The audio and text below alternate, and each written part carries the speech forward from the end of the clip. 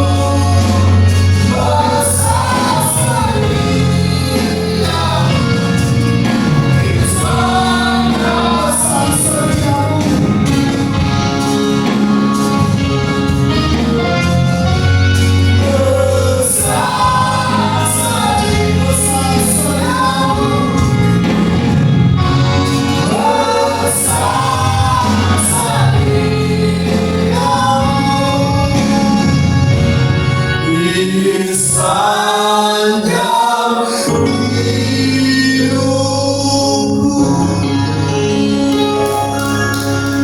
Mari kita bersatu di dalam doa. Terima kasih banyak Bapak pada sahabat hari ini ya Bapak. Kami bersyukur dan berterima kasih ya Bapak atas pertolongan-Mu bagi kami semua umat-Mu yang sudah hadir di tempat ini. Berkati umat-Mu yang dalam perjalanan yang sakit Tuhan sembuhkan, yang lemah Tuhan kuatkan, yang berbeban berat Tuhan angkat bebannya, biar kemuliaan-Mu nyata bagi kami semua.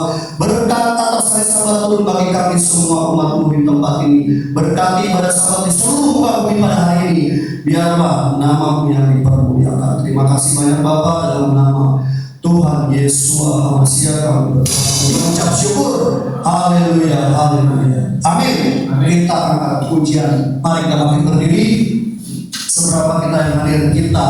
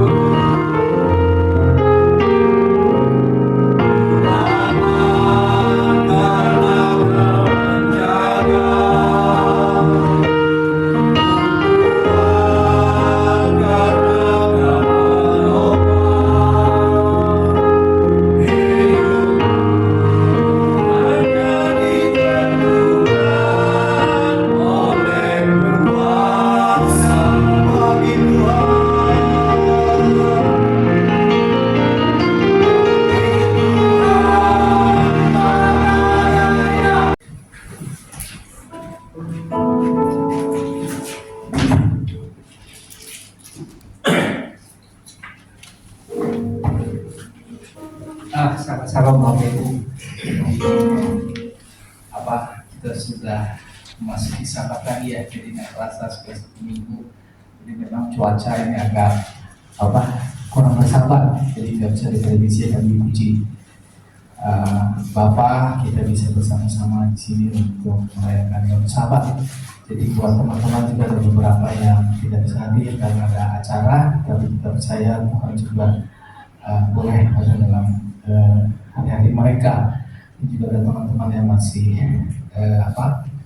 kurang enak badan, tapi Tuhan memberikan ya kesembuhan buat teman-teman kita. Dan kita akan mulai sidur kita. Jadi ini kita akan nyanyikan Matohu, yang artinya alangkah indahnya ya. Jadi saat Miriam disuruh untuk mengutuk, tapi Tuhan hadir, Tuhan Allah sendiri juga hadir bagi Miriam, dan Tuhan memberikan berkat melalui Miriam kepada bangsa Israel, dan Tuhan ubahkan kutuknya menjadi berkat. Jadi kita akan lanjutkan Matohu. Mungkin next slide, terus kita aturkan. Jadi kita angkat lagu Matohu ini sebagai ungkapan kasih kita bahwa Tuhan tetap membela umatnya. Matohu oleh kami. Matohu,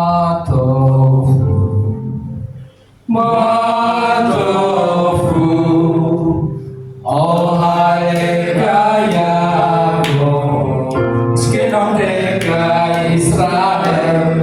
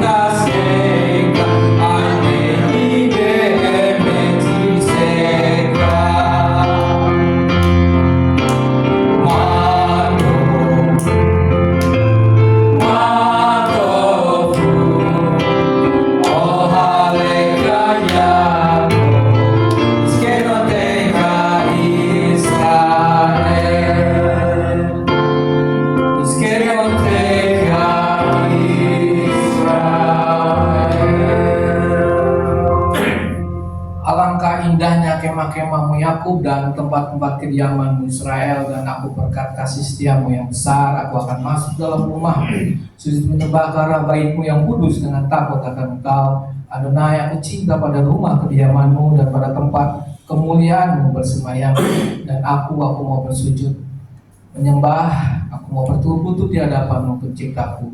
Dan aku kiranya doaku kepadamu ya Adonai boleh diterima. Elohim, dalam berkat kasih setiamu yang besar, jawablah aku dalam kebenaran keselamatanku. Kita masuk ke sukacita karena kita boleh menjaga Sabat dan menyebut Sabat itu sebagai kesenangan. Hismeku bemaguteka, somre Shabbat, pekore one Shabbat. Hismeku bemaguteka, somre Shabbat,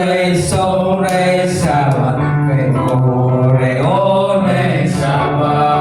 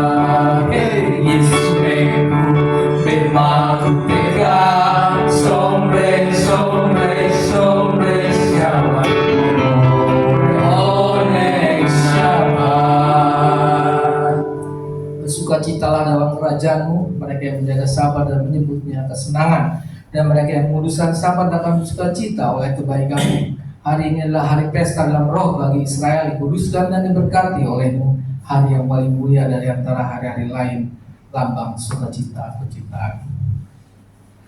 Kita akan membacakan Mazmur 92 bergantian. Jadi saya pertama, Bapak Ibu lanjutkan di ayat berikutnya. Nanti sebelum dinyanyikan Sarika Tamat, kita sama-sama mengucapkan ayat terakhir ya. Mazmur 92, Mazmur nyanyian bagi hari Sabat, adalah baik untuk menyanyikan syukur kepada Adonai dan untuk menyanyikan Mazmur bagi nama-Mu ya yang maha tinggi. Untuk memberitakan kasih setiamu di waktu pagi dan segalanya waktu malam. Dengan bunyi-bunyian 10 tali, dengan gambus, dengan iringan kecapi. Bapa telah membuat sukacita terhadap Adonai karena perbuatan tanganmu waktu akan bersorak-sorak. Betapa besar dan pekerjaan-pekerjaan-Mu ya Adonai, dan sangat dalamnya rancangan-rancangan-Mu. Orang-orang dapat kita ketahui dan orang lebat kita akan mengerti. Apabila orang-orang fasik bertunas seperti tumbuh-tumbuhan dan orang-orang yang melakukan kejahatan berkembang, ialah supaya mereka dipunahkan untuk selama-lamanya. Tapi mereka berkembang yang tinggi selama-lamanya ya Adonai. Sebab sesungguhnya musuhmu ya Adonai, sebab sesungguhnya musuhmu akan binasa, semua orang yang melakukan kejahatan akan dicerai-beraikan. Tapi kau tinggalkan musuh seperti ikan berbantai. Aku dipanggil dengan Tuhan. Mari kita katakan bersama-sama. Mataku memandangi seteruku, telingaku mendengar perihal orang-orang jahat yang melawan aku. Sarika Tamat. Sadi kata Marira Kes Bafanun Giske Setuli Befegadonan Behasror Elohen Yafiru Ojenubu Beseha Eseni Berani Yiru Behadi Iyasar Adonai Suri Velo Aflatabo Velo Aflatabo. Orang benar akan bertunas seperti pohon kurma, akan tumbuh subur seperti pohon aras di Libanon. Mereka yang ditanam di bait Adonai akan bertunas di pelataran Elohim kita. Pada masa tua pun mereka akan masih berbuah menjadi gemuk dan segar untuk memberitakan bahwa Adonai benar, bahwa ia gunung batuku dan tidak ada curangan pada. Saya undang Bapak Ibu untuk bangkit berdiri, kita akan melakukan sema, arahkan hati dan pikiran kita pada kota Yerusalem.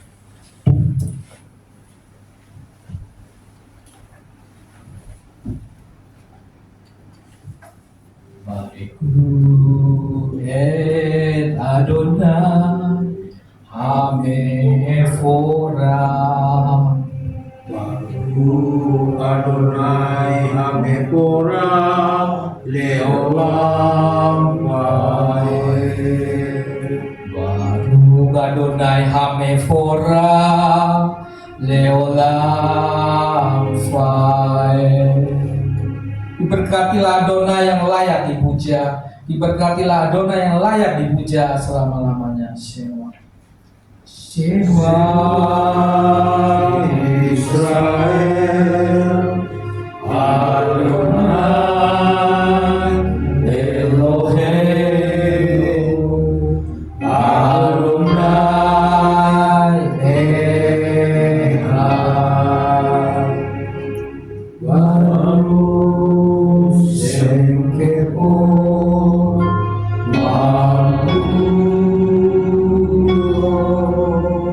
Leolam Fae. Dengarlah Israel, Adonai Elohim kita, Adonai Echad. Diberkatilah namanya, mulia kerajaannya untuk selama-lamanya. Beafta.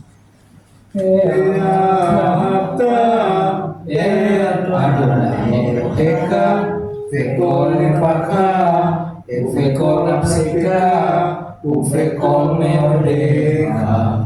Vehayu Adevarim Haele Aser kili disampaikan hayorom alefaneka pesinata alefaneka pedibarta maam besiteka bebeteka ureteka baderek usabeka ubeka usatam leo ayadeka Behayu letafo beneka Ustadam Wisusul mereka Usasaneka Leman siceru Beasitem Ekon mustai Behitem Yosir Elohe Amin Adonai Elohe Aser host lekem Nyayek Israel Leot lahem Leolim Amin Adonai Elohim Adonai Elohim Amen. Silakan Bapak Ibu kembali.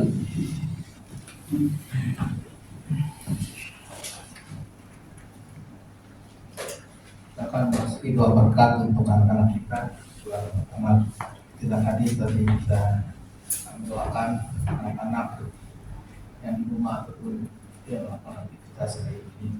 Mari kita bersama-sama untuk memberkati anak-anak. Terima kasih Bapa, kami percaya bahwa setiap rencana Tuhan ada rencana yang baik, rencana yang indah, bahwa rancangan-rancangan yang Kau berikan kepada kami satu persatu, keluarga demi keluarga, selalu baik boleh ada dalam keluarga kami. Terima kasih Bapa, kami bersyukur untuk anak-anak yang Kau berikan kepada kami dan juga anak-anak yang akan Kau berikan kepada kami. Kami mengucap syukur Bapa, kami berdoa buat anak-anak boleh dalam perlindungan Tuhan di masa-masa yang semakin jahat ini di dunia, tapi kami melihat Tuhan tetap memagari anak-anak kami dari hal-hal yang buruk, dari hal-hal yang tidak memberikan perbaikan ataupun kemajuan bagi hidup anak-anak. Terima kasih Bapa, Kau memagari anak-anak kami, biarlah roh kecerdasan, roh ketekunan boleh turun atas anak-anak kami, dan kami melihat nama Tuhan juga boleh ada terukir di hatinya, dan mereka boleh menjadi terang bagi teman-temannya, bagi keluarga dan juga bagi masyarakat. Terima kasih buat anak-anak Bapak, apapun yang mereka rencanakan untuk studi ataupun yang sudah bekerja dan juga akan melakukan pekerjaan baru, kami berdoa Bapak boleh campur tangan, dan kami melihat Tuhan membela setiap anak-anak kami, dan kami rindukan biarlah roh hikmat turun atas anak-anak kami sehingga mereka boleh keluar sebagai pemenang-pemenang, sebagai anak-anak Tuhan yang diperhitungkan di masanya. Terima kasih Bapa, kami membawa dan biarlah kuasa darah-Mu Yesus Masiah membalut dan juga memagari dimanapun mereka berada, dan hikmat daripada Tuhan Yesus Kudus turun atas anak-anak kami. Dan biarlah kami memberkati anak-anak kami, berkati kepada anak lelaki Yesimka Elohim ke Efraim, Feki, Manase.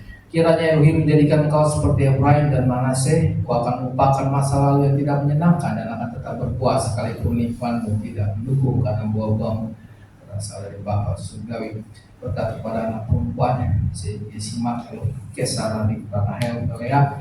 Kiranya engkau menjadikan seperti Sarah, Ribka, Rahel, dan Lea. Kau akan menjadi wanita bijak seperti dalam Amsal 31. Jadi berkat bagi keluarga, jemaat dan masyarakat, dan serta menjadi berkat bagi suami dan anak-anak kelak. Bila diberikan berkat kepada anak laki-laki dan perempuan, ya Vaneka Adonai bis mereka, ya Adonai panah mereka, ibu neka bisa Adonai panah mereka, ya si mereka shalom. Adonai memberkati engkau dan melindungi engkau. Adonai menyinari engkau dengan wajahnya dan memberi engkau kasih karunia. Adonai mengangkat wajahnya kepadamu dan memberi engkau damai sejahtera. Kiranya langkah-langkah kehidupanmu terus dipimpin oleh Ruach Kodes Yesus Masiah. Amin. Sebelum kita masuk ke pembacaan Parashat Torah, kita akan saya undang Bapak Ibu untuk berdiri. Kita rampungkan atau kita nyanyikan dua murid-murid Afinu Se bersama ini. Afinu Se bersama ini Ikate Semta Tafo Maluka Yase Sonka Tibasamai Ken Bahare Eleng Ukenu Terlanu Hayo Usatanu Al-Hadinu Kimo Selsuki Gam Anamu Lahim Lahafin Afidu Seva Samahin Ikade Semka Tafo Maluka Yase Lesonka Basamahin Ken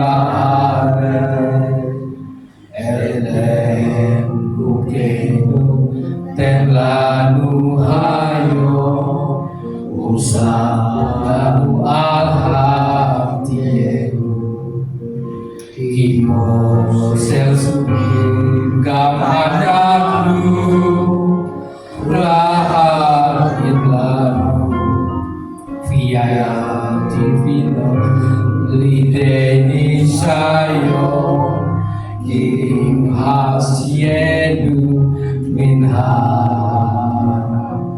kileka hamalaka veha fura veha tivere leome olami amen kileka hamamlaha veha fura veha tivere leome olami amen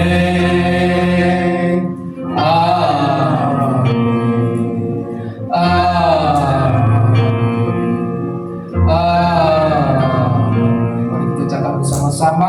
Bapa kami yang di surga, dikuduskanlah namamu, datanglah kerajaanmu, jadilah kehendakmu di bumi seperti di surga. Berikanlah kami pada hari ini makanan kami yang secukupnya, dan ampunilah kami seperti kami juga mengampuni orang yang bersalah kepada kami. Dan janganlah bawa kami ke dalam pencobaan, tetapi lepaskanlah kami daripada yang jahat. Karena Engkau yang punya kerajaan dan kuasa dan kemuliaan sampai selama-lamanya. Amin. Kita berdiri, kita akan masuk ke pelayanan Torah. Kita lanjutkan Kimi Sion Dese Torah. Kimi Sion Dese Torah.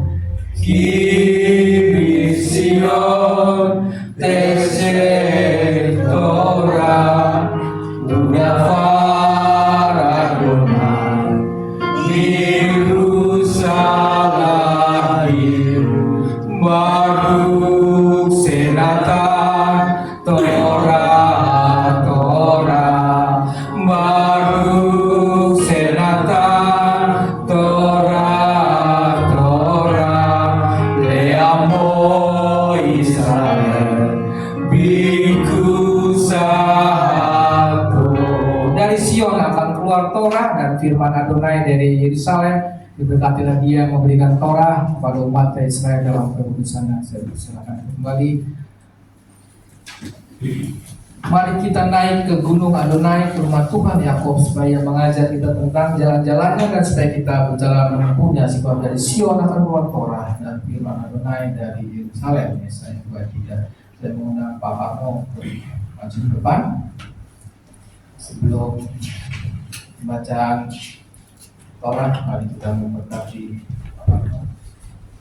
Kita arahkan kita dan meminta kepada Pak Parno.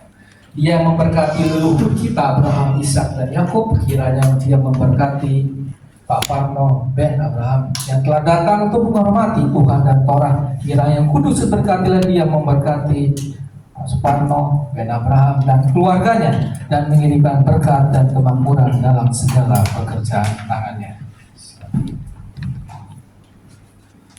Baruch atah Adonai hame porah le olam pait. Baruch atah Adonai Eloheinu melek haolam aser bahar banu mikol amin. Penatan lanu etorato. Baruch atah Adonai noten atorah. Diberkatilah Adonai Tuhan kami, penguasa alam semesta, yang telah memilih kami dari antara bangsa-bangsa dan memberikan kami Torah. Diberkatilah Engkau Adonai yang memberikan Torah. Semot 6:2 sampai dengan 8. Vayedaber Elohem et Mose, Vayomer elab ani Adonai, Va'era el Abraham el Yitzhak pel Yaakov BL Sade Usmi Adonai lo nodati lechem Begam Hamikoti et Beriti etam Latet laten et eret Kanaan et eret Megureyem Aser garupah Begam ani Samati et naakat bani Israel aser Misrayim ma'adim atam mechkor et beriti lekam emor libne Israel ani Adonai behot seti et ken mehakat serpot Misrayim behiseti et ken mehodatam beageti etem bisroa natuya usi patim golim balakati etkan litne behati lekem le adone beditem ke ani adone elohekem amoseti ekem bidatek lisot Misraim BHP ekem et eret aser nasati et jadi latat otah le Abraham le Ishak ule Yakob natati otah lekem moresa ani Adonai. Keluaran 6 ayat 2 sampai 8. Berfirmanlah Elohim kepada Musa, akulah Adonai. Aku akan menampakkan diri kepada Abraham, Ishak dan Yakub sebagai El Shaddai, Elohim yang Maha Kuasa, dan namaku Yod-Hah-Vah, tidaklah aku telah dikenal mereka. Aku pun sudah meneguhkan perjanjianku dengan mereka untuk memberi mereka tanah Kanaan, tanah pengembaraan di mana mereka dahulu adalah orang asing. Aku telah mendengarkan keluh kesah Bani Israel yang diperbudak oleh orang Mesir, dan aku mengingat perjanjianku. Oleh karena itu katakanlah kepada Bani Israel, akulah Adonai. Aku akan membawamu keluar dari kerja paksa orang Mesir, dan akan membebaskan kamu dari perbudakan mereka. Aku akan menebusmu dengan tangan yang teracung dan dengan penghakiman yang hebat. Aku akan membawa kamu keluar, aku akan membawa kamu menjadi umatku sendiri. Aku akan menjadi Elohim bagimu, dan kamu harus mengetahui bahwa akulah Adonai Elohimmu yang membawa kamu keluar dari perbudakan orang Mesir. Aku akan membawamu ke negeri di mana aku telah bersumpah untuk memberikan kepada Abraham, Ishak dan Yakub, dan aku akan memberikan kepadamu sebagai milik pusaka. Akulah Adonai. Baruk atah Adonai Elohim melek haolam asar natan ranu turat emet beikaye olam natan betukeyu. Katilah engkau Adonai Tuhan kami, Raja semesta alam yang telah memberikan Torah yang benar kepada kami, yang memberikan hidup kekal di dalam diri kami. Diberkatilah engkau Adonai yang telah memberikan Torah. Amin. Di Rodson. Pembacaan Torah dengan kata-kata dan lantunan. Vechot Torah asen semuse lidem de Israel arpi Adonai. Beyat Mose. Dan inilah Torah yang diberikan kepada anak-anak Israel atas perintah Adonai melalui tangan Mose. Saya undang bagi berdiri sebelum pembahasan parasa. Kita akan ucapkan ikrar persekutuan. Sama-sama ucapkan ikrar persekutuan kita. 1, 2, 3. Dengan sukacita aku bersekutu dengan junjungan Yesua HaMasiah yang adalah jalan kebenaran dan kehidupan, sumber keselamatan kekal. Seperti cara yang tetap melekat pada pokok anggur, demikian aku tinggal dalam kasih-Nya dengan melakukan segala perintah-Nya. Aku ada seperti yang dikatakannya, aku ada. Aku akan jadi seperti dikatakannya, aku akan jadi. Kehidupan yang berbuah lebat bagi kemuliaan-Nya. Firman Tuhan itu pelita bagi kakiku dan terang bagi jalanku. Ia tidak akan kembali dengan sia-sia. Ia akan berhasil dalam perintah-Nya. Langit dan bumi akan lenyap, tetapi janji Tuhan kekal selamanya. Haleluya. Amin. Saya persilakan kembali. Saya persilakan Pak John untuk membawakan bahasa.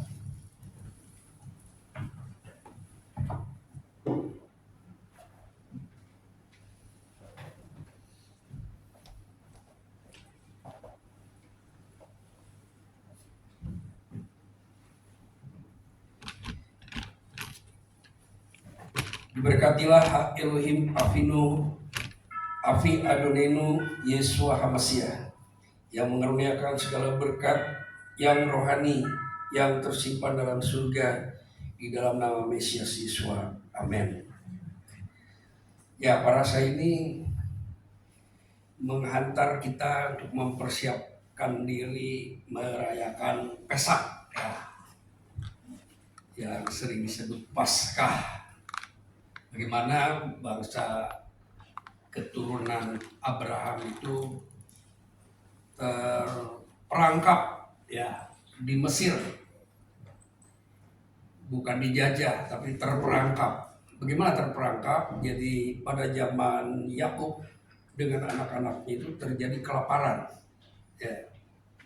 Dan kelaparan itu diantisipasi oleh mimpinya Firaun, dan solusinya ada di seorang muda bernama Yusuf.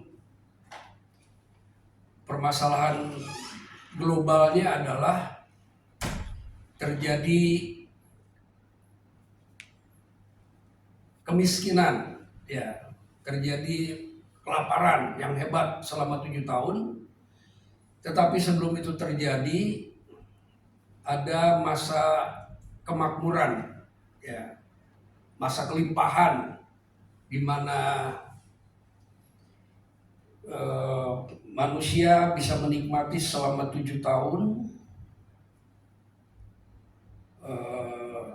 kelimpahan yang kemudian berujung kepada kelaparan global. Dan sebelum itu terjadi, Hashem memberikan hikmat, dan hikmat itu menjadi kebijakan yang luar biasa di mana bangsa terpelihara dari kelaparan yang hebat oleh karena sistem ekonomi yang dibangun oleh orang Ibrani, ya, yang waktu itu menduduki sebagai orang kedua di Mesir. Yusuf, ya, dalam kitab suci disebut mangku bumi. Jadi sebelum sesuatu terjadi, biasanya Hashem itu mempersiapkan, ya, bahkan memberi peringatan atau memberitahu apa yang akan terjadi melalui hamba-hambanya.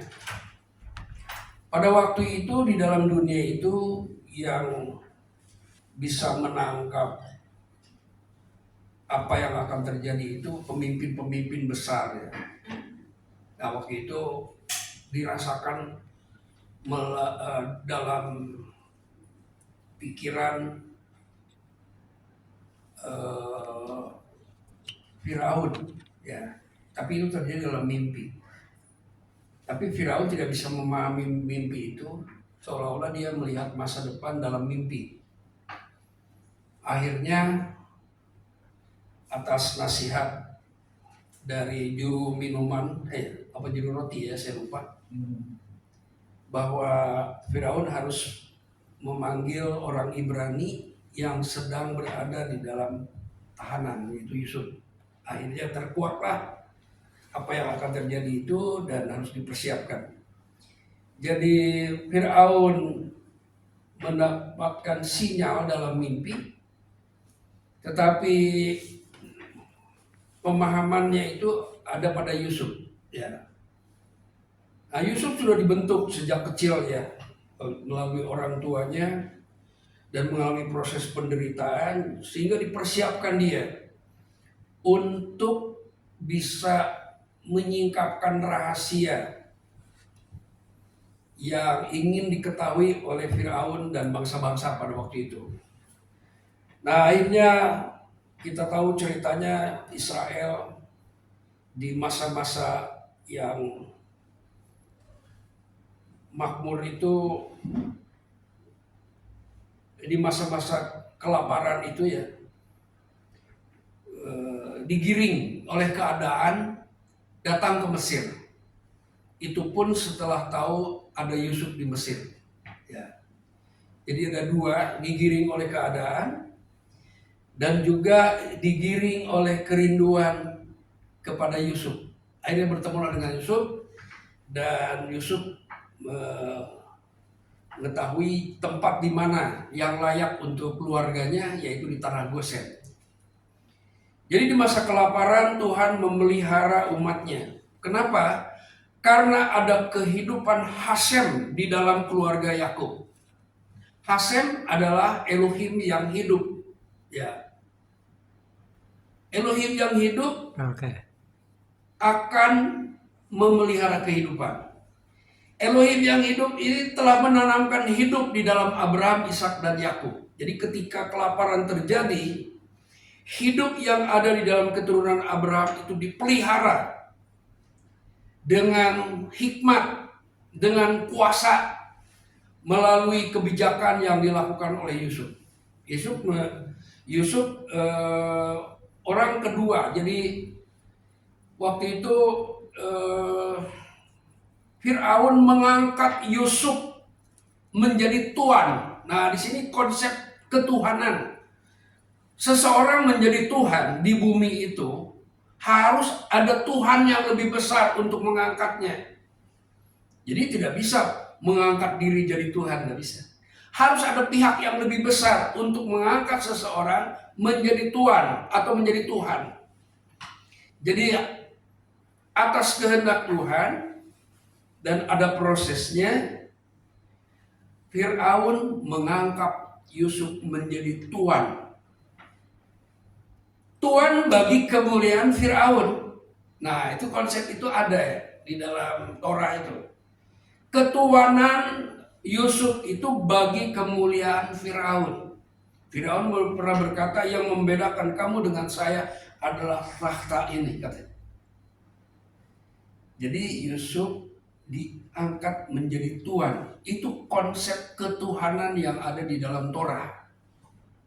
Situ kita belajar bagaimana seorang tuan diangkat oleh tuan yang lebih besar. Ya.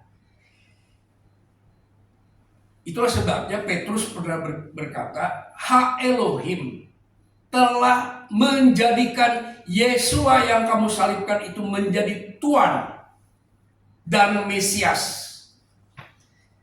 Seseorang tidak bisa menjadi Mesias kalau tidak ada yang mengangkat. Yang mengangkatnya harus lebih besar dari Mesias. Ya gitu ya prinsip di dalam Torah maupun kitab para nabi begitu. Saul tidak bisa menjadi Masiah kalau tidak diurapi oleh Samuel. Samuel siapa? Samuel adalah seseorang yang dibesarkan dalam sistem keimaman. Dialah yang mempunyai kapasitas dan kewenangan untuk mengurapi Saul. Orang yang diurapi itu diberi gelar Masiah. Jadi yang pertama diberi gelar Masiah siapa? Harun, ya. Musa mengurapi Harun, maka Harun mendapatkan gelar Hamasiah. Dalam Torah disebut Hakohen Hamasiah. Nah, kita harus lihat kronologi ini ya, bahwa menjadi Tuan dan menjadi Mesias itu ada pihak yang lebih besar dan ada pihak yang lebih berwenang. Ada kapasitas yang lebih besar untuk mengangkat seseorang menjadi Tuan atau menjadi Mesias. Itu ada di dalam Torah dan ada di dalam kitab para nabi.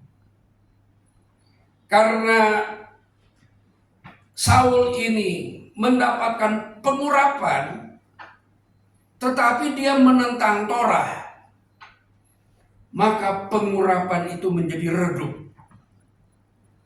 Saul menerima kasih karunia sehingga dia menerima kapasitas sebagai orang yang diurapi. Tetapi orang yang diurapi ini ketika dia melawan Torah, pengurapannya menjadi redup, powerless.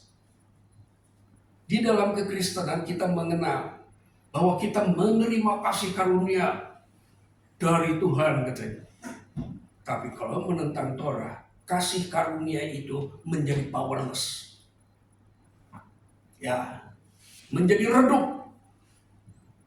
Kalau power udah redup, maka yang dimainkan adalah ritualisme. Ya.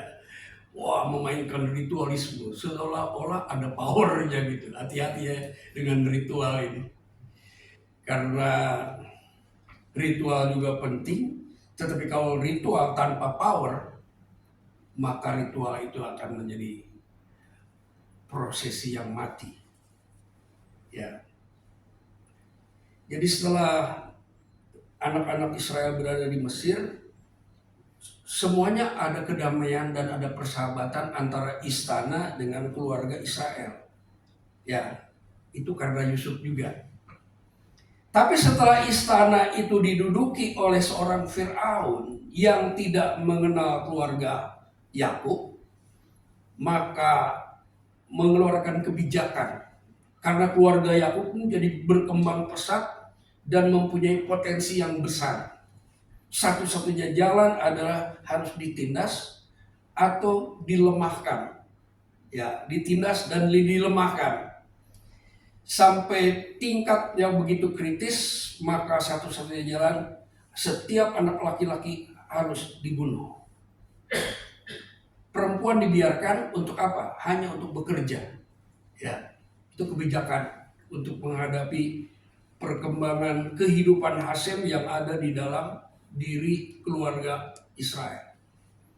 Dan itu menimbulkan penderitaan akibat ketidakadilan yang dilakukan oleh Firaun yang tidak mengenal.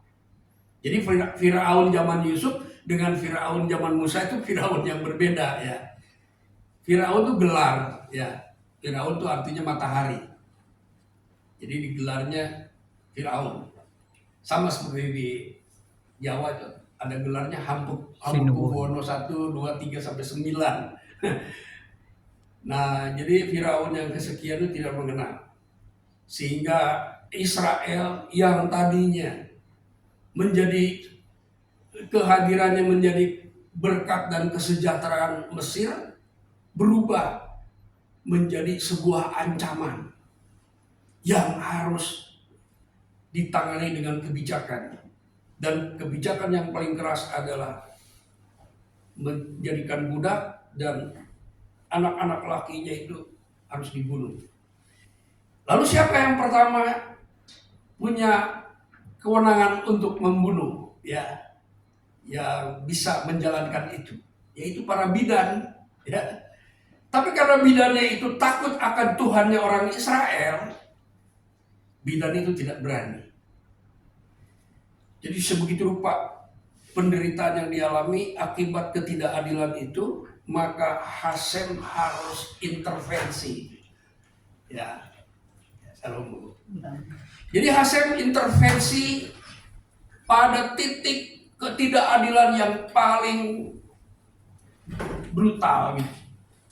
Begitu juga dalam hidup kita, ketika kita berada dalam keadaan yang tertindas, ada satu titik di mana Hasem akan campur tangan. Dengan kita, dengan keluarga kita, dengan siapapun, bahkan dengan Israel. Kalau Israel sampai terancam tingkat pemusnahan yang berbahaya, itu Hasem akan campur tangan. Dia bisa pakai siapa saja. Dia bisa pakai Nebukadnezar, dia bisa pakai Kores, dia apapun yang dikehendaki dia bisa.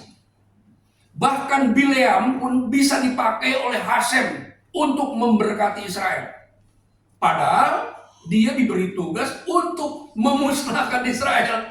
Nah, jadi sejarah ini menceritakan bagaimana Hasem ini punya kuasa atas segala otoritas yang ada di bumi ini. Jadi jangan takut dengan pengalaman-pengalaman yang kita hadapi. Kan di saat-saat yang paling kritis, Hasem selalu campur tangan. Makanya ada lagu terkenal ya. Dan lagu terkenal ini pernah saya nyanyikan di Yerusalem. Ya, walaupun saya ke Yerusalem itu ada satu tempat namanya Ben Yehuda Street.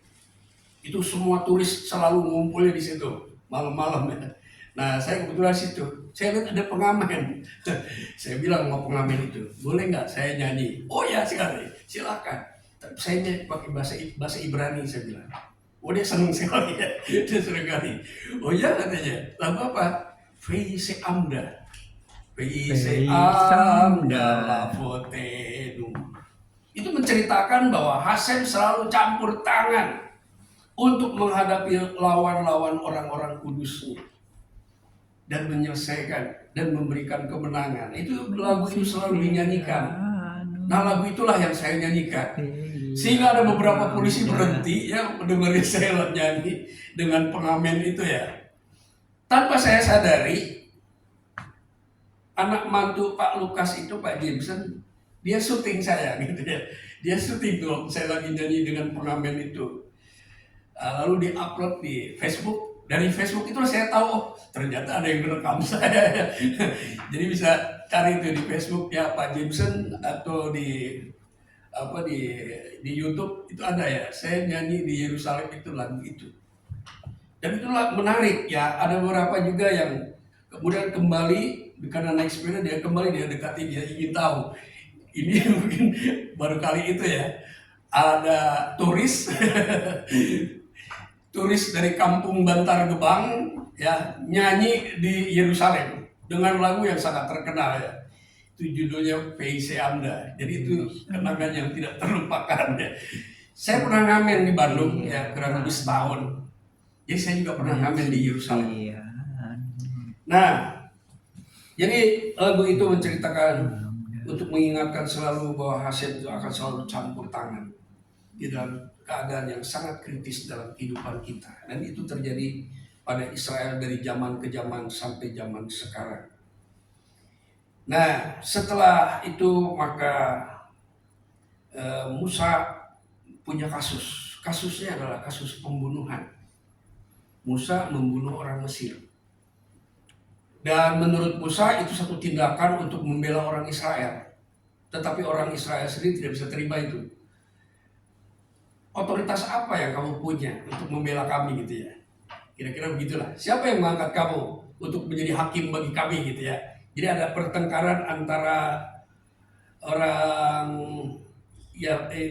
Mesir dengan orang Israel, lalu Musa membela. Jadi naluri membela itu ada. Ada naluri intercession, advokasi di dalam diri, ya rasa bela gitu. Lalu keduanya ada orang Israel dengan orang Israel bertengkar dan Musa menengahinya. Nah dari situlah Musa merasa bahwa tindakan pembunuhannya itu diketahui banyak orang. Sehingga satu-satunya jalan Musa harus lari ke satu tempat yang paling aman. Dan yang paling aman ya adalah di Midian. Karena di Midian ada seorang bernama Jitro, mantan penasehat Firaun.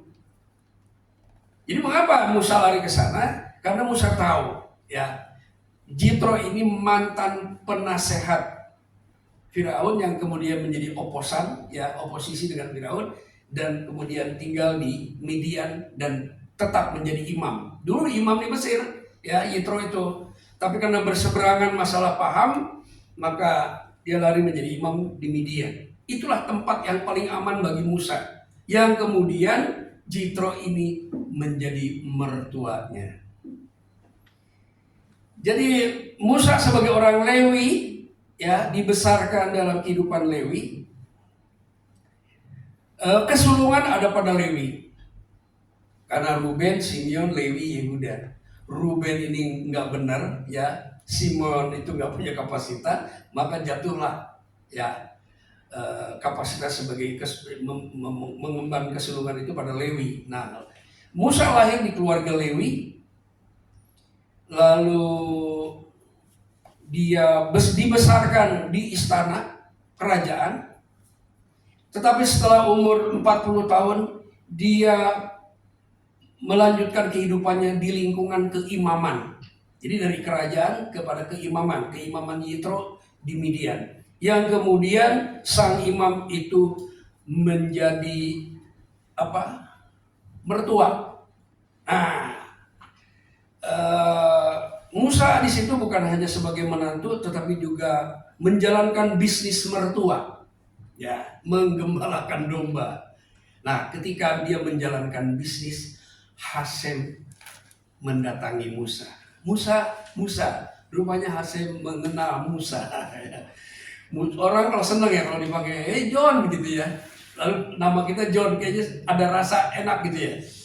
Saya ingin tahu kenapa dia memanggil nama kita gitu. Ada itu ya antusias seperti itu. Saya pernah lagi jalan di satu lapangan, ada yang teriak, Joni katanya. Harus saya nengok, siapa nih gitu ya. tempat itu tempat yang baru buat saya. Di suatu tempat yang bagus di daerah Surwako itu ada pertambangan nikel ya sana. Di lapangan terbuka itu kota di hutan tapi seperti di kota modern gitu ya. Joni, saya biasa di keluarga dipanggil Joni gitu. Ternyata rupanya dia panggil Rusa. Rusanya bernama Joni. Ya, nah lalu di situ Hasem memperkenalkan diri. Itu ciri roh surgawi itu selalu memperkenalkan diri dan memberitahu nama. Beda dengan roh jahat. Kalau dia datang, dia nggak ngasih tahu apa-apa. Tiba-tiba masuk aja. Nggak memperkenalkan diri, nggak permisi ya. Tetapi kalau roh dari surga memperkenalkan diri dan memberitahu nama. Ya. Dia katakan, akulah Elohei Abraham, Elohei Ishak, Elohei Yaakov. Artinya, aku bukan asing dari keluargamu. Aku Tuhan leluhurmu. Leluhurmu mengenal aku. Ketika aku memperkenalkan diri dan menyatakan diri kepada leluhurmu, aku mengatakan diriku El Shaddai. Ani El Shaddai, hiduplah di hadapanku dalam roh dan kebenaran. Tamim, ya. Tamim itu hiduplah tak bercacat. Nah, jadi roh benar itu seperti itu. Jadi Hasem pernah memperkenalkan dirinya dengan nama El Shaddai. Shaddai itu artinya payudara. Payudara. Jadi pernah sekali waktu Yesua, kalau kita baca di parasa ini kan Yesua mengusir setan, lalu orang Yahudi menuduh Yesua mengusir setan dalam nama Beelzebub, ya dengan kuasa Beelzebub gitu. Lalu Yesua lawan pemahaman itu dan ada yang berteriak, perempuan. Teriakan ini, berbahagialah rahim yang melahirkan engkau dan payudara yang menyusuimu, katanya. Itu Sadaim. Ya. Kalau kita baca di Alkitab yang lama, terjemahan lama, berbahagialah rahim yang melahirkan engkau dan tetek yang menyusuimu. Itu lebih vulgar ya bahasanya, lebih gamblang. Nah, tetek itu dalam terjemahan lama itu dalam bahasa Ibrani disebut Sadaim. Jadi dari situlah saya tahu bahwa Sadai itu artinya payudara. Aku adalah El Payudara. Ini menggambarkan hubungan anak dan ibu. Jadi Hasem memperkenalkan diri dari sisi feminim. Ya. Jadi dia dipanggil Bapak, tapi ada sisi feminim dalam memelihara kehidupan. Nah sebabnya Hasem memperkenalkan diri dalam hal fungsinya. Fungsinya adalah hidup yang memberi hidup dan memelihara kehidupan. Makanya namanya El Shaddai. Sad itu artinya payudara. Luar biasa ya, Hasem pertama kali memperkenalkan dirinya bukan sebagai pria, ya, tapi seolah-olah dia memperkenalkan sisi kewanitaan, ya, feminim gitu. Tetapi setelah menyatakan diri dalam Musa mengatakan Hasem adalah Ismil Hama. Ismil Hama itu seorang pria yang jago perang. Ya. Luar biasa ya, dia ada dua sisi di mana Hasem menyatakan dan memperkenalkan diri. Sisi maskulin dan sisi feminin. Nah, jadi disitulah Hasem memperkenalkan diri. Tetapi dengan namaku Hasem Yod He Waw He, aku tidak memberitahukannya. Itu dalam terjemahan LAI, ya. Tapi kalau dalam terjemahan ILT beda kan? Bukankah Ya, bukankah? Jadi law itu diterjemahkan bukankah. Saya nggak ingin mempersoalkan terjemahan itu, tetapi kalau pernyataan Hashem itu seperti itu, berarti sebutan YHWH atau Yehovah itu menurut para teologi mengatakan bahwa YHWH itu disematkan dari mulai zaman Henoh ya sebagai YHWH. Jadi itu orang Masoret ya. Orang Masoret itu kemudian nama ini ditaruh di Kejadian pasal 4. Saya tidak tahu bagaimana prosesnya, tapi itu beberapa dan data ya, jadi bukan keyakinan, itu data bahwa orang Masoret itu kemudian menggunakan YHWH yang dianggapnya perlu. Tetapi bagi Musa, nama YHWH itu adalah pertama kali. Pertama kali dia dengar. Karena sejak lahir, dia hanya hidup di sekolahan istana Firaun. Tidak ada sekolah Torah, ya, tidak ada pernah. Ya. Tetapi secara hati nurani, Musa mempunyai hati sesuai dengan Torah. Ya, kita bisa lihat dari perilakunya ya. Dan kenapa Hasem juga. Jadi posisi Musa sudah berada sebagai lawan bagi Firaun. Ya. Jadi di sini keimaman, di sini kerajaan. Dan kondisinya memang berlawanan. Itu kondisi pada waktu itu. Nah, Hasem ini kemudian mengutus ya demi membebaskan umat perjanjian. Karena Hasem pernah berjanji kepada Abraham, Hasem itu setia, tidak bisa mengingkari janjinya. Kesetiaan Hasem itulah yang mendorong Hasem intervensi dalam persoalan Israel berada di Mesir. Harus intervensi, ya. Karena Firaun itu kuat, Israel itu lemah. Jadi harus ada pihak yang lebih kuat dari Firaun untuk melakukan keadilan. Nah, salah satu yang dilakukan adalah mengutus Musa untuk melakukan pembebasan dari sistem yang berlaku dalam pemerintahan Firaun. Lalu tidak begitu saja langsung, tapi di situ ada semacam perdebatan antara Hasem dan Musa. Musa berpikir, memang aku seorang pangeran, tapi kalau berurusan dengan Firaun, ini membutuhkan kapasitas, membutuhkan power. Sedangkan aku sudah tidak punya, ya. Dia hanya seorang gembala saja yang membawa tongkat. Tongkat ini adalah lambang otoritas untuk menggembalakan. Domba-domba itu diarahkan dengan tongkat. Jadi sebetulnya dia punya, ya, dia punya, tapi kecil sekali. Apalagi untuk menghadapi Firaun.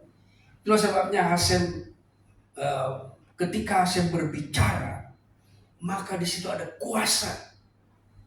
Ya, kalau kita sedang baca kitab suci dan kita memiliki hubungan pribadi dengan Tuhan, ketika kita membacanya, sebenarnya kita sedang menyerap kuasa Hasem. Itu yang saya alami. Itu juga yang saya lihat dalam sejarah. Setiap Hasem berbicara, di situ ada pengurapan, ada kuasa. Ada roh kuasa yang menyerap kepada kita. Roh kuasa yang menyerap kepada kita itu di Alkitab disebut pengurapan. Kita butuh pengurapan dalam pelayanan, kita butuh pengurapan dalam menjalankan sidur. Hati-hati ya, sidur tanpa pengurapan sidur itu mati. Jadi kita mohon pengurapan ketika kita menjalankan sidur ini. Nah, jadi Musa tidak menyadari bagaimana kuasa Hasem itu menyerap pada dirinya. Lalu Hasem bilang, apa yang ada di tanganmu? lemparkan. Ya. Maka di situ Musa tanpa dia sadari sedang mendemonstrasikan kuasa. Tongkat itu jadi ular. Itu adalah demonstration of power. Lalu masukkanlah tanganmu, katanya. Maka dia lihat kusta. Artinya kuasa itu bisa membuat jadi kusta, bisa membuat menjadi sembuh. Artinya apa? Engkau sekarang sudah mempunyai kapasitas untuk menentukan Firaun. Wah, itu luar biasa ya. Jadi kalau kuasa itu kita terima, Yesus pernah bilang, kamu sudah belajar Torah, kamu sudah dibersihkan, dan kamu sudah dimuridkan, dan kamu diutus. Tinggallah di Yerusalem. Kamu akan menerima kuasa dari Hashem. Bahasa Alkitab, dari tempat tinggi. Jadi kuasa itu tidak muncul begitu saja, tapi ada pihak yang memiliki power. Jadi murid-murid itu pada hari Shavuot itu menerima power ya dari Hashem, bukan dari Yeshua, dari Hashem, dari hak Elohim. Tetapi yang mencurahkannya Yeshua. Kita perlu mengerti ya mekanisme bagaimana roh dan kuasa itu ditransfer kepada kita. Itu ada mekanismenya, mekanisme surgawi. Disitulah Musa sudah mulai merasakan adanya penambahan kapasitas dalam dirinya ketika dia memiliki relationship dengan Hashem. Ini penting relationship dia. Nah, lalu di pasal 7 kita bisa baca ya, tolong kita lihat di Semot. di Semot. Keluaran 7 ya. Coba kita perhatikan, ini luar biasa ya. Ini perlu menjadi pelajaran bagi kita yang berada di lingkungan mesianik. Di situ di Keluaran pasal 7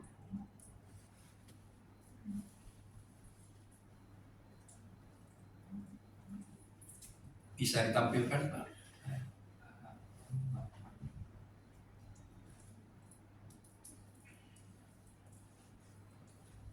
Jadi parasa ini dari pasal 6 sampai pasal 9 ya. Ini pasal 7 aja kita lihat.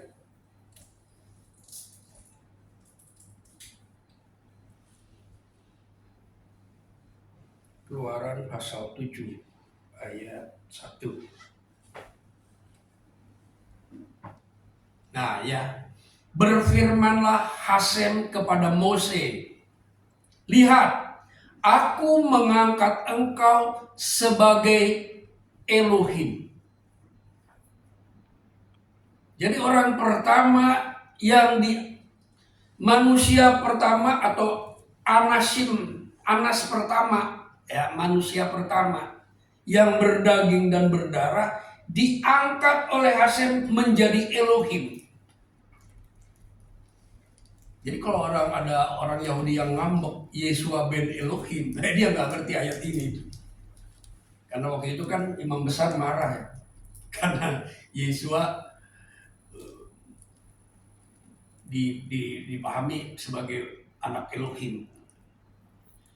Jadi Hashem mengangkat Musa sebagai Elohim bagi Firaun. Kalau Hashem mengangkat Musa menjadi Elohim bagi Firaun, berarti bukan bagi Firaun saja. Bagi semua yang berada di bawah kekuasaan Firaun, Musa adalah Elohim. Artinya apa? Hashem telah mengaruniai kapasitas sebagai Elohim. Nah, kita perlu belajar tentang kapasitas kita sebagai anak-anak Elohim. Setiap pribadi dikaruniai kapasitas yang berbeda, kadarnya berbeda ya. Jadi itu bisa bertumbuh. Bertumbuh ketika ada iman dan ketaatan. Jadi setiap ada tindakan iman, ya, maka kapasitasnya bertambah. Ketika kita berdoa, kita bisa mengalami penambahan kapasitas. Kita stop dulu sini ya. Sekali waktu murid-murid Yesua itu mendapatkan ancaman nasional. Sehingga mereka mengutip satu ayat, mengapa rusuh bangsa-bangsa dan pemimpin-pemimpin gitu. Sehingga itu menimbulkan ancaman bagi murid-murid itu. Dan murid-murid berdoa. Berdoanya begini, Ya Adonai. Jadi murid-murid Yesua itu memanggil Hashem Adonai. Nanti baca Kisah 4 ya. Ya Adonai, ulurkanlah tanganmu. Dia tidak berdoa kepada Yesua. Kita kan sering diajarin, oh Tuhan Yesus gitu ya. Kita dari jarang yang memanggil Hashem. Oh Tuhan Yesus. Kita di mana-mana sering gitu ya. Anak-anak diajarin begitu. Ya itu juga baik. Tapi lebih baik lagi kalau kita memanggil kepada Bapaknya Tuhan Yesus. Ya, memanggil kepada Bapaknya Yesua. Ya Adonai, ulurkanlah tanganmu untuk menyembuhkan orang dan mengadakan mujizat di dalam nama hambamu Yesua Hamasya. Jadi Yesua Hamasya itu hambanya Hashem. Itu di Kisah Rasul 4. Ini orang pada takut ya. Wah, kalau begitu Yesus jadi kecil dong. Ya, ada yang berpikir begitu. Tidak ya. Itu tidak mengecilkan Yesua. Justru itu memuliakan Yesua. Jadi, ulurkanlah tanganmu untuk mengadakan mujizat dalam nama hambamu Yesua Hamasya. Oleh idealai untuk mengadakan mujizat dalam namamu, dalam nama hambamu yang kudus. Nah, itu lebih bagus lagi terjemahannya. Jadi di situ kita bisa melihat bahwa Yesua adalah hambanya Hashem. Bahwa Hashem akan berbuat sesuatu bila nama hambanya itu disebut. Hashem punya hamba itu siapa? Hashem punya hamba itu adalah Hamasya. Gelar imam besar tertinggi itu Hamasya. Itu hambanya. Yang melayani Hashem dan melayani umat, dia berada di tengah-tengah sebagai perantara. Kita perlu belajar tentang kemesiasan di dalam komunitas mesianik ini ya, sehingga kita tidak punya pemahaman yang mentah ya, lebih akurat, lebih relevan dengan Torah. Nah, jadi kita kembali. Jadi Hashem itu mengangkat Musa menjadi Elohim, luar biasa ya. Kita diangkat menjadi Benei Ha Elohim. Sama aja itu polanya ya. Sama aja. Dan dia menggunakan kuasa yang sama. Ketika Hashem mengangkat Musa menjadi Elohim, dia menggunakan kuasa sama dengan yang digunakan ketika dia mengangkat kita menjadi anak-anaknya.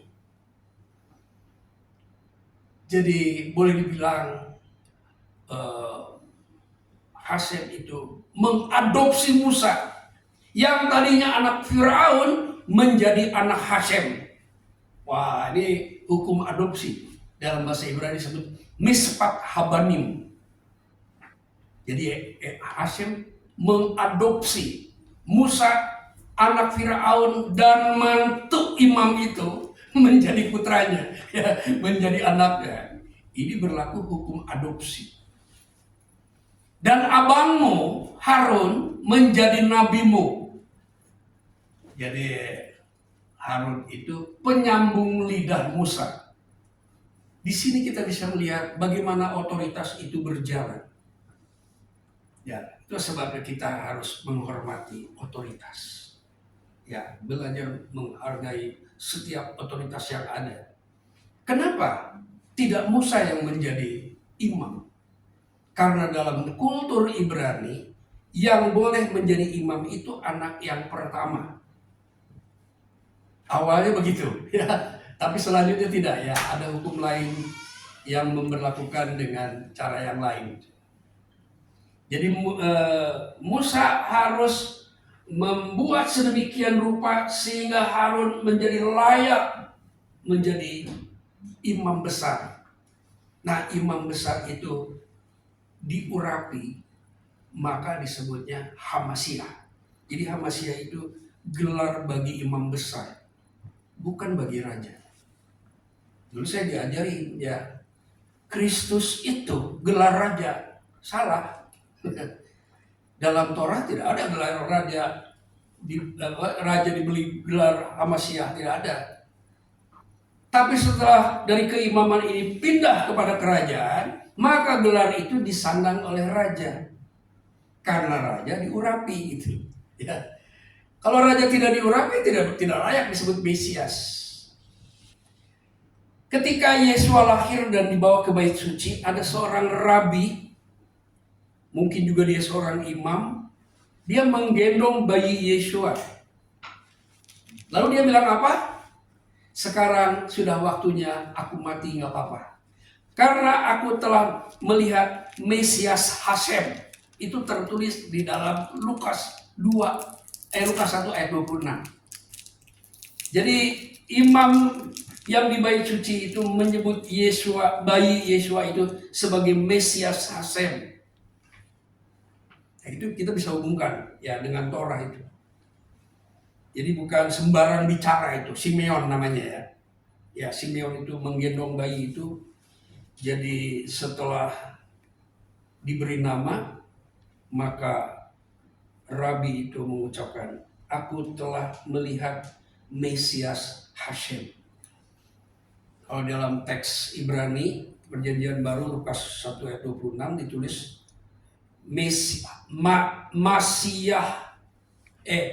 Mesiah Yod-He Waw-He. Di sini nggak ada, di terjemahan itu nggak ada. Tapi oleh disebut ditulis Kristus Tuhan. Sebetulnya itu Mesias YHWH. Jadi saya mau sarankan sebaiknya diperbaiki.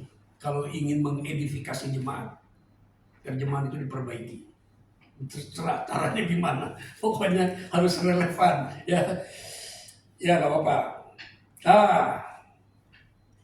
Lalu dibebaskanlah dengan kuasa yang mengalir melalui kewenangan Musa.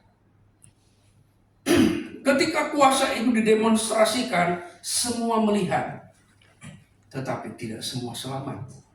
Ini penting juga ya. Kalau kita menjalankan pelayanan mesianik, ya kita mendemonstrasikan kuasa, ada kuasa yang terjadi, tapi bukan berarti orang itu selamat semuanya. Firaun melihat kuasanya Elohe Israel, melihat kuasa Hashem, bagaimana itu didemonstrasikan dan dengan cara apa? Firaun melihat, tapi Firaun tidak selamat. Jadi jangan pikir kalau orang tahu berarti orang itu selamat ya. Dulu ada ribut-ribut ya. Ada satu kelompok yang merasa menemukan sesuatu yang baru. Kami telah menemukan nama Yahweh. Bahkan ada yang bilang, saya menemukan nama itu dalam mimpi, bukan cerita orang. Saking euforianya ya, seperti itu. Lalu saya bilang begini, yang pertama mendengar nama Yod-He-Waw-He itu Musa, saya bilang. Lalu Musa menyampaikan kepada Firaun. Jadi duluan Firaun daripada kelompok ini. Kadang-kadang ada orang-orang yang padahal itu sebetulnya sesuatu yang sudah lama didengar banyak orang.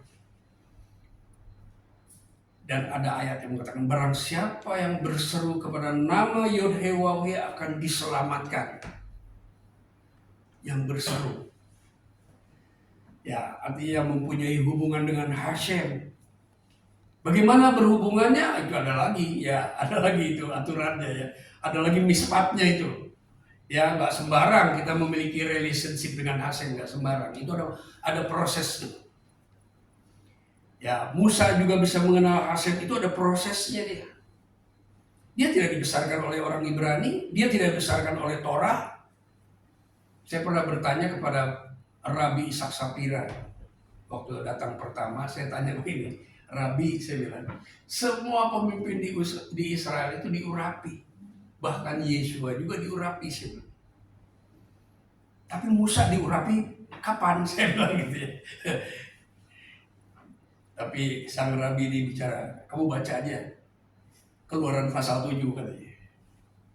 Nah, di situ saya belum mengerti makna dari pengurapan itu. Bukan sekedar disiram minyak, ya, bukan sekedar ditumpangi tangan, bukan sekedar dinobatkan, tetapi ada hubungan, dan di dalam hubungan itu ada penyerapan kuasa yang membuat kapasitas yang penerima itu menjadi bertambah gitu. Nah, jadi ketika murid-murid tadi berdoa, ya Hasem ulurkanlah tanganmu, maka Hasem menjawab doa mereka, dan tempat itu terjadi gempa bumi. Baca di Kisah Rasul pasal 4. Pernah ada yang berdoa terjadi gempa bumi? Ya, karena Hasem menjawab. Saya pernah ngalami di Bantar Gebang, waktu kami mentahbiskan gereja, saya undang beberapa hamba Tuhan menumpangkan tangan di atas tanah yang sudah kami miliki. Jadi saya tuh menempatkan tanah, ya, tanah untuk gereja waktu itu di tanah yang sudah kami miliki, sudah dibeli artinya. Makanya saya berani untuk semua tumpang tangan. Dan ketika tumpang tangan tuh tempat itu goyang gitu. Ya. Saya pikir ya kebetulan lagi gempa bumi aja ya. Tapi teman-teman yang bilang tadi goyang katanya. Rupanya Hasem itu memberikan jawaban dengan kuasa itu bukan dengan samar-samar, tetapi dengan manifestasi kuasa yang berpengaruh kepada unsur-unsur material. Kita lihat di Paulus pada waktu di penjara Filipi. Paulus ditangkap dan Silas juga ditangkap, dan mereka berdoa dan menyanyikan menjalankan sidur, ya, tehillim, ya, menyanyikan tehillim. Ketika dia menyanyi, itu terjadi gempa-gempa bumi, ya, sampai dasar-dasar penjara itu retak. Dan yang paling aneh, itu gempa bumi, belenggu itu terlepas. Pernah nggak di Indonesia atau di mana aja lah terjadi gempa bumi berapa skala gitu ya, lalu jam tangan lepas gitu? Pernah ada? Ya, nggak pernah ada ya. Tapi hari itu ketika Hasem menyatakan kuasanya, itu belenggu terlepas, belenggu yang dikunci. Artinya lebih besar powernya daripada gempa bumi yang pernah ada. Saya yakin Megatrust pun tidak akan mencopot jam tangan. Jadi Hasem itu ketika menyatakan diri, dia menyatakan diri dengan kuasa. Tetapi ketika Israel melanggar perjanjian, melangkahi Torahnya, tidak melakukan kehendaknya, maka Hasem menyembunyikan diri, termasuk kuasanya. Wah, itu paling serem. Israel mengalami pengalaman bagaimana Hasem itu menyembunyikan diri dan menarik diri. Itu keadaan yang paling mengerikan. Terutama pada waktu masa setelah Esra. Ketika Sadrak, Mesak, dan Abednego, Hasem masih menyatakan kuasa di dalam api. Di dalam gua singa, Hasem menyatakan kuasanya dengan cara mengutus malaikat. Jadi semuanya terjadi. Hasem melakukan sesuatu dengan cara mengirim utusan. Di dalam api ada utusan, di gua singa ada utusan. Nah, setelah mereka kembali ke Yerusalem, mereka membangun mezbah, membangun bait suci. Pernah nggak Hasem menyatakan kuasa? Menyatakan hadiratnya. Bait suci itu sepi. sepi, gak ada kuasa. Kurang lebih 500 tahun. Akhirnya tiba bangsa Yunani melebur dinding-dinding bait suci itu dengan lemak babi. Lalu dia pasang itu patung dewa Zeus di dalam bait suci. Hasem tidak bertindak apa-apa. Hasem bersembunyi. Lalu gimana? Mau memiliki relationship dengan Hasem lagi? Nggak bisa. Kemudian Hasem mengutus anaknya yang tunggal, Ben Yakhid, yang kita kenal Yesua HaMasiah. Dan Yesua kasih tahu, kalau kau mau sampai kepada Hasem, kau harus melalui aku. Akulah jalan, kebenaran, dan hidup. Tidak seorang pun yang sampai kepada Hasem lagi kalau tidak melalui aku. Orang Yahudi bingung, saudara. Mereka teriak-teriak manggil Hasem. Ya didengarkan. Hasem berjanji akan mendengarkan doa. Tapi masalah relationship, kamu harus menerima anakku. Kalau kita baca di dalam 1 Yohanes 3 ayat 3, 1 Yohanes 2 ayat 3, Hasem memerintahkan orang Yahudi untuk menerima nama Yesua. Itu ada di surat Yohanes. Supaya percaya kepada nama putranya. Putranya mengajarkan, kau panggil dia Bapa, tapi itu tidak akan sampai kalau kau tidak melalui aku. Itu Injil, ya, Injil mengajarkan seperti itu. Tapi Hasem tetap memelihara. Begitulah cara Hasem memelihara hidup yang ada di umatnya. Dan umatnya sudah tersebar ke seluruh dunia. Sudah terjadi diaspora. Bagaimana? Bait suci tidak ada, sistem keimaman tidak ada. Lalu siapa yang mau menghubungkan kita dengan Hasem? Makanya ini yang percaya dan orang Yahudi yang percaya. Yang sebagian juga ada yang tidak percaya. Nah, orang-orang Yunani yang percaya dan bergabung dengan orang Yahudi yang lahir baru itu diejek, dibully dengan kata Kristianoi yang sekarang disebut Kristen.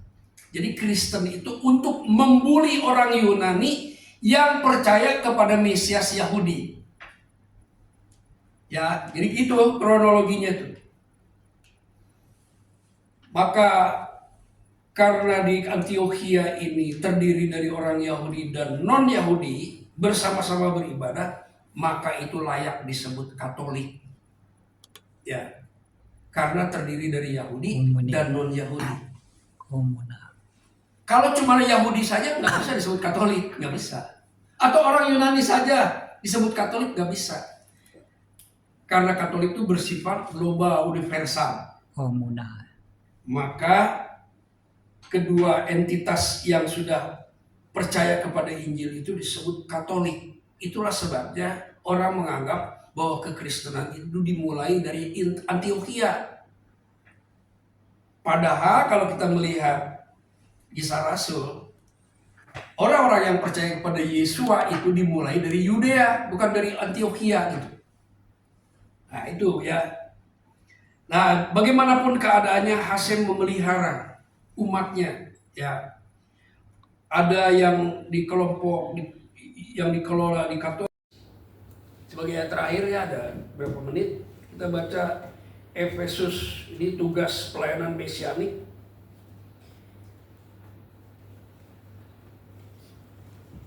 Jadi pelayanan mesianik itu sudah dimulai oleh Musa. Kenapa? Karena Musa mengurapi Harun. Itu pelayanan mesianik. Mengurapi itu pelayanan mesianik.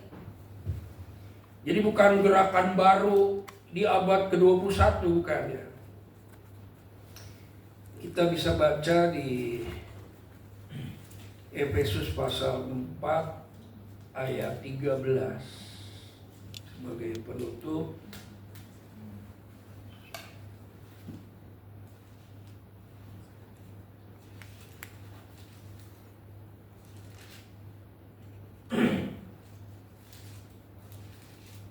Ya, kita baca bahasa Indonesia dulu ya. Untuk jadi itu hak Adon Yesua mengutus para rasulnya, para nabinya, para gembala, para guru dan para nabi ya. Tujuannya adalah di ayat 12 untuk memperlengkapi atau proses menyempurnakan, mengedifikasi orang-orang kudus. Orang-orang kudus adalah orang-orang yang percaya dan sudah memiliki Roh Kudus ya. Bagi pelayanan, bagi pembangunan tubuh Hamasyiah. Jadi waktu zaman Harun melayani, Israel itu adalah tubuhnya Harun. Ya. Termasuk Musa di dalamnya. Itu tubuh Harun. Nah, setelah pelayanan Ordo Harun ini mengalami kelemahan dan keterbatasan, maka dialihkan kepada keluarga Daud. Dari keluarga Lewi ke keluarga Daud. Keluarga Daud juga mengalami peluruhan. Dan yang paling tajam itu disebabkan oleh Daud yang mengambil istri tentaranya. Ya, itu mengalami peluruhan hebat. Sehingga Israel kehilangan Mesias, kehilangan orang yang diurapi. Lalu mereka menanti ratusan tahun sejak zaman Esra, menanti Mesias. Lalu muncul di abad pertama Mesias itu. Nah, setelah Mesias menderita, mati dan dibangkitkan dari antara orang mati, maka Mesias duduk di sebelah kanan Hasem. Hasem dalam kitab Ibrani disebut Hagedullah. Duduk di sebelah kanan Hagedullah. Itu ada dalam surat Ibrani pasal 1. Nah, orang-orang yang sudah percaya dan diselamatkan dan menerima roh ini disebut orang-orang kudus. Itu harus diedifikasi, harus diperlengkapi. Ya, dalam bahasa Inggris apa ya diperlengkapi itu? Ada istilahnya tuh, nanti dapat. Sampai kita di ayat 13, sampai kita orang Yahudi dan orang non-Yahudi yang percaya. Jadi kata kita ini, karena ini ditujukan kepada surat Efesus, berarti orang non-Yahudi dan orang Yahudi yang sudah percaya kepada Yesua itu mencapai kesatuan iman. Jadi ini gerakan mesianik itu proses kesatuan iman antara Goyim dan Yehudim, Hama Aminim ya. Hama Aminim itu orang yang sudah percaya. Jadi Yehudim dan Goyim Hama Aminim ini mencapai kesatuan iman dan pengetahuan Ben Ha Elohim. Jadi iman dan pengetahuan. Iman sudah kita dapatkan waktu kita mulai sekolah minggu di gereja, kita sudah dapat. Tapi pengetahuan ini berkembang, progresif. Dan ada progressive revelation. Ya. Nah, progressive revelation ini dipercaya oleh komunitas mesianik. Nah, dalam progressive revelation ini kita untuk mencapai kesatuan iman. Bukan kesatuan iman gereja, no. Kesatuan iman antara orang Yahudi dan orang non-Yahudi. Jadi kalau ada atribut-atribut yang ditonjolkan dalam komunitas mesianik, itu ekspresi iman mesianik Yudaism itu ya. Karena di Goyim tidak ada itu ya, kipas, tamit itu nggak ada. Itu sebagai ekspresi iman kita. Setelah kita masuk, jadi ada kesatuan iman, kita sudah sampai. Tapi kesatuan pengetahuan ini, kesatuan pengetahuan Mesias maksudnya. Pengetahuan imam besar Hasem. Jadi kita harus tingkatkan ini ya. Dulu saya nggak nyampe ya pemikiran ke situ ya. Tapi setelah di Mesianik saya mulai mengerti. Jadi pengetahuan Mesias Hasem ini kita harus dapatkan melalui progressive revelation. Progressive revelation itu semacam penyingkapan rahasia-rahasia pengetahuan rohani di komunitas Mesianik. Karena di komunitas non-Mesianik ini masih tidak bisa atau sulit diterima. Ya. Saya dianggap aneh. Saya kalau melayani teman-teman di gereja itu dianggap aneh. Pernah mereka kumpulkan semua untuk menerima pengajaran saya. Lalu saya mulai dari Yohanes 1 ayat 1. Langsung bubar. Nggak tahan. Saya tidak masalah ya, memang begitu realitanya. Tapi pendetanya sampai sekarang diskusi terus sama saya. Dan mengubah nama pelayanannya itu dengan nama Ibrani. Nah, jadi sekarang ini kita berada di dalam proses rektifikasi pengetahuan. Bukan berarti imannya dari iman Kristen jadi iman Mesianik, enggak begitu. Enggak ya, iman masih sama. Karena iman yang kita miliki berasal dari Injil yang sama. Ya, tapi pengetahuannya ini pengetahuan Mesianik ya, atau pengetahuan Ben Elohim. Ben Elohim itu kan Mesias. Mencapai kesatuan iman dan pengetahuan Mesianik, pengetahuan Mesias dan kedewasaan penuh. Nah, kita harus sampai juga kedewasaan penuh. Dan ayat yang kalimat selanjutnya, dan tingkat pertumbuhan yang sesuai dengan kepenuhan Mesias. Jadi Mesias itu standar. Dulu ya bait suci itu standar. Kalau kita nimbang, timbangan itu harus sama dengan yang di bait suci. Ya, kalau kita transaksi, koinnya harus sama dengan yang di bait suci. Jadi bait suci standar. Begitu juga dengan karakter kedewasaan kita penuh, itu standarnya dengan imam besar yang melayani di bait suci. Bukan imam besar Harun, tapi imam besar Yeshua Mashiach. Ya, jadi gitu. Kenapa sekarang kok ada gerakan Mesianik? Sebetulnya gerakan pengetahuannya saja, bukan ada gerakan iman baru, bukan. Nah, dengan adanya gerakan pengetahuan yang baru ini, atau yang segar lah, ya saya lebih suka menyebutnya pengetahuan yang segar, itu membuat iman kita semakin bergairah. Amin. Itu yang membuat perbedaannya. Itu yang saya alami ya. Saya 30 tahun jadi pendeta ya. Saya melayani dari mulai cabut rumput sampai tanah itu menjadi sebuah gereja. Dan ini ada Bapak Eliezer, namanya nama Ibrani, Eliezer Tarigan. Beliau ini tahu bagaimana proses gereja itu dari gubuk sampai menjadi gedung. Ya, saya ajak karena beliau lagi cari tempat, barangkali di sini ada tempat yang bisa dipakai. Nah, jadi kita punya tujuan, ya, tujuan supaya kita tidak lagi diombang-ambingkan oleh rupa-rupa angin pengajaran, ya, yang ada di YouTube. Ya boleh-boleh saja ya kita belajar di YouTube, tapi hati-hati ya. Karena di situ ada roh pengajaran.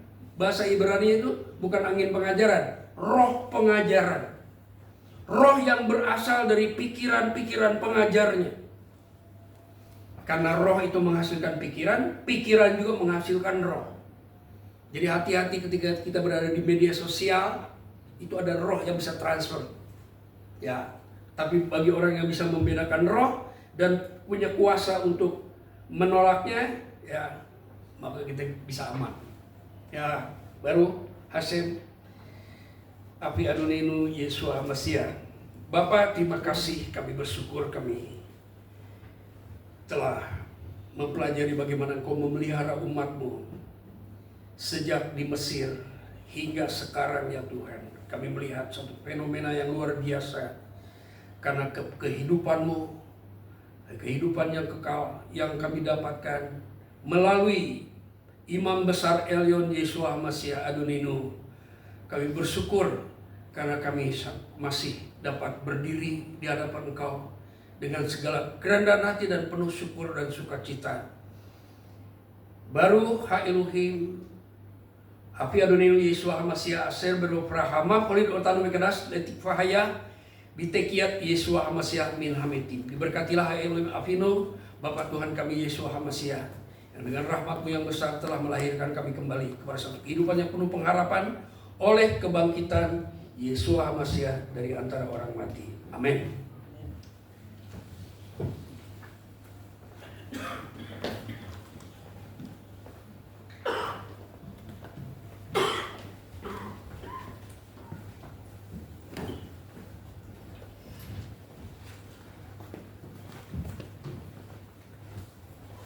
Terima kasih atas pelayanan Pak John.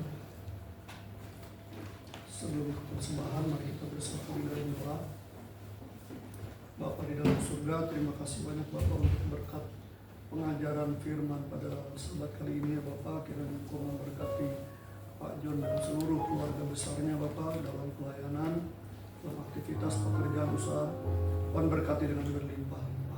Terima kasih banyak Bapak, berkati persembahan yang kami kembalikan kepadamu Bapak, biar boleh dipakai untuk pelebaran kerajaan-Mu.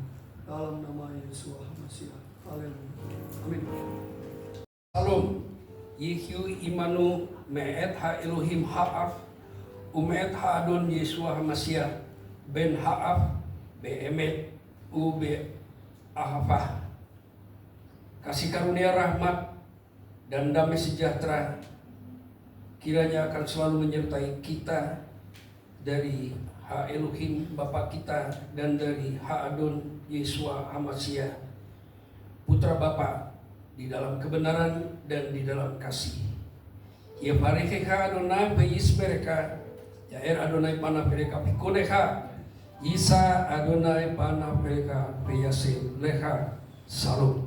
Amen. Ken jadi rotson. Api